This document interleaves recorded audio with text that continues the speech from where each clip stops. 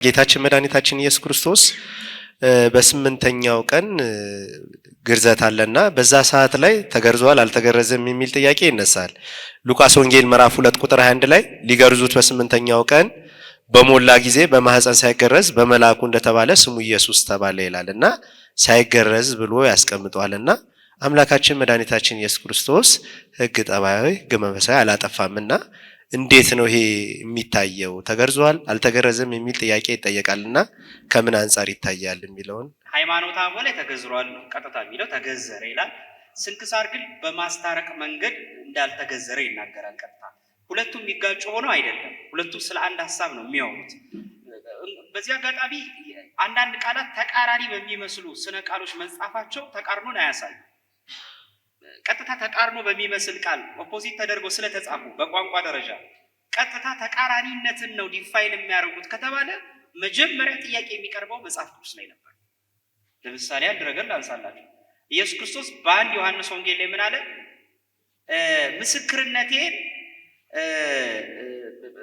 ለምሳሌ እንዲህ ያለ ዮሐንስ 5 ቃሎች መነሻ እናለ ምን ይላል? እኔ ብናገር ምስክርነቴን አትቀበሉኝም ብሏቸዋል። ምንን አትቀበሉኝም? ምስክርነቴን እና ግን ከአባቱ ተለይቶ የሚናገረው ምስክርነት ብቻውን የሚናገረው ከሆነ ግን ትክክል እንዳልሆነ ሲናገር ምስክርነቴን አትቀበሉ የሚል ቃል ሲናገር ትሰሙታለች። የሆነ ሰዓት ደግሞ ምስክርነቴን ተቀበሉ የሚል አይነት ትሰማላችሁ። እንዲህ ያሉ ተቃራኒ የሚመስሉ ቃላት አሉ።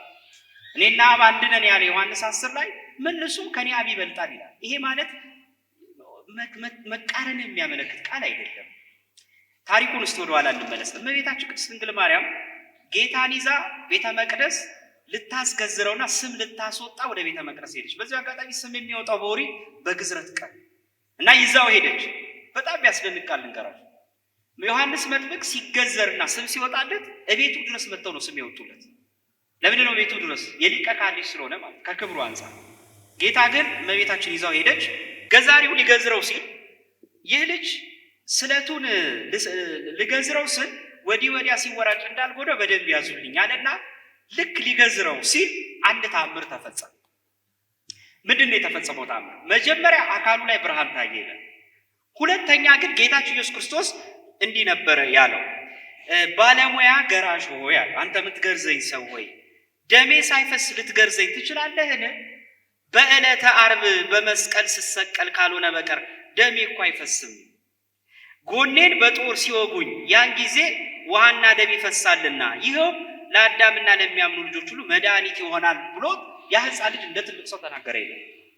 ደንግጦ ምኑን ጥሎ በዚያ አካሉ ላይ ብርሃን ማየት ሳያንሰው እንደገና ጌታ ሲናገር አይቶ ምላጩን ጥሎ ሰገደ። በአማን አንተ ይመጣል ተብሎ ተስፋ የሚደረገው መሲሁ ነህ። ወደ እመቤታችንም ዞርና አንቺ በእውነት የመድኃኒት እናት ነሽ፣ የአምላክ እናት ነሽ፣ ሊመጣ የተባለው የመሲሁ እናት አንቺ ነሽ ብሎ ሰገደላት ይላል። ሲሰግድለት ግን ጌታ የተናገረውን አንድ በጣም አስደናቂ ንግግር ልንገራችሁ። እንዲህ ይላል፣ እኔ ነኝ አዎ ያልከኝ፣ ግን ትገርዘኛለህን ወይስ ተውከኝ? ቀጠለና እንዲህ አለ፣ ወይስ የአባቶቼ አባቶች እንዳደረጉት ላድርግ አለ ይላል። የጌታ ንግግር ገብቷችኋል? የምትገዝረኝ ከሆነ ግዘረኝ ቶሎ ምላጩን አንስተ፣ ካልሆነ የአባቶቼ አባት ያረኩትን አደርጋለሁ። ይሄ ትንሽ መፍታት ይፈልጋል። አሁን ሰውየው ግራ ገባው። ምን አለው? ስላልተረዳው ምን አለው? የአባቶች አባት እነማን ናቸው ብሏል። ጌታ ምን አለው? አብርሃም፣ ይስሐቅ፣ ያዕቆብ። እስቲ በሉት አብርሃም በሉ፣ ይስሐቅ፣ ያዕቆብ። በእነሱ የፈጸምኩትን ልፈጽም ወይ? በእነሱ የፈጸምኩትን።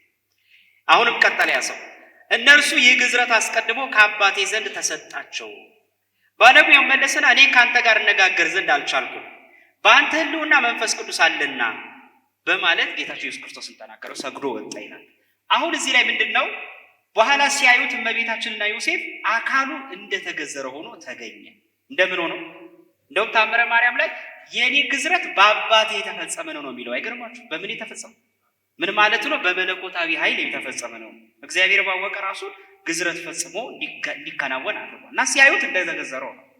አሁን ሁለቱን እናስታርቅ። ሃይማኖት አበው ክርስቶስ ተገዘረ ብሎ ቃል በቃል 4 ነጥብ ዘግቷል። አዎ ትክክል ነው። አካሉ እንደተገዘረ ሆኖ ስለታየ እየገባችሁ ነው። የተገዘረ አካል ይዞ ነው የተነሳው። ያ ውጫዊ አካል ተገፏል ማለት ነው። ስንክሳራችን ደግሞ ሲናገር አብራርቶታልም እኮ መልሶታል። በርግጥ እንዳልተገዘረ አድርጎ ለምን ተናገረ? እንደ ሩቅ ብእሲ ምኑ በምላጭ ምን ስላላለ? ደም ስላልፈሰሰ። የገባችሁ ነው? ምን ስላልተፈሰሰ? ደም ስላልፈሰሰ። ይሄን አይቶ ነው። ስለዚህ ከዚህ አንጻር ተገዝሯልም አልተገዘረም ተብሎ በዚህ አንጻር ሊቃውንተ ቤተክርስቲያን ያስቀምጧል። ቅዱስ ጳውሎስ ግን አንድ የሚነግረን ነገር አለ። እሱን ተናግሬ ወደ ቀጣይ የለም። ምን ይላል? ሮሜ መልእክት ላይ አንድ የሚናገረውን ነገር ካስተዋላችሁት ምዕራፍ 15 ቁጥር 8 ላይ እንዲህ ይላል፣ ጌታ ክርስቶስ በስጋው ግዝረትን ተቀበለ ይላል። እየሰማችሁ? ጌታ ክርስቶስ በስጋው ምንን ተቀበለ? ጳውሎስ ራሱ ተገዘረ ይላል። ግዝረትን ተቀበለ፣ ለአባቶች የተሰጠውን የተስፋ ቃል ኪዳን ይፈጽም ዘንድ አለ። ለምን ይፈጽም ዘንድ አለ? አይ ገና ለገና ተገዘረ ብላችሁ ደግሞ ግዝረት ያጸድቃል እንዳትሉ። አዎ ተገዝሯል፣ አዎ ግዝረትን ፈጽሟል። ግን የማንን ቃል ኪዳን ለመፈጸም? የአባቶቹ የአብርሃምን፣ የይስሐቅ፣ የያዕቆብን ቃል ኪዳን ለመፈጸም።